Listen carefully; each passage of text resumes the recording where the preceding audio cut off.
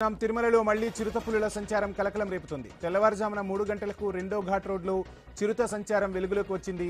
ఆ సమయంలో చిరుతను చూసిన భక్తులు ఆందోళన వ్యక్తం చేశారు.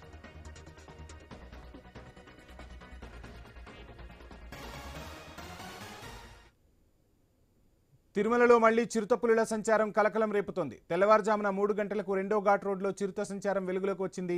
ఆ సమయంలో చిరుతను చూసిన భక్తులు ఆందోళన వ్యక్తం చేశారు.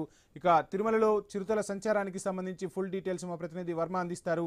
వర్మ, చూస్తూ ఉన్నాం, చిరుతలు మరలా తిరుమలలో సంచరిస్తున్నట్టుగా తెలుస్తుంది. రెండో ఘాట్ రోడ్లో విజువల్స్లో చూస్తే చిరుత సంచారం క్లియర్ కట్గా కనపడుతుంది.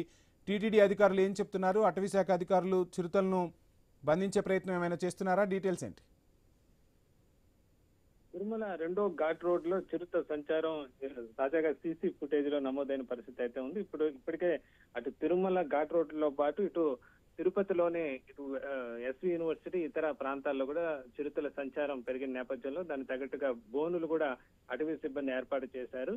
ఈ క్రమంలోనే ఈ రోజు తెల్లవారుజామున 3 గంటలకు రెండవ ఘాట్ రోడ్ లో అలిపిరి సమీపంలో చిరుత నడి రోడ్డు పైనే తిరుగుతున్న దృశ్యం అక్కడే వెళ్తున్న వాహనదారులు సెల్ ఫోన్ లో చిత్రీకరించారు.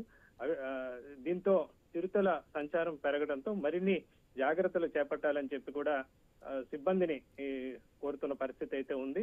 ఇప్పటికే బోన్లు ఏర్పాటు చేసినప్పటికీ కూడా నిఘా కూడా పెంచిన పరిస్థితి అయితే ఉంది.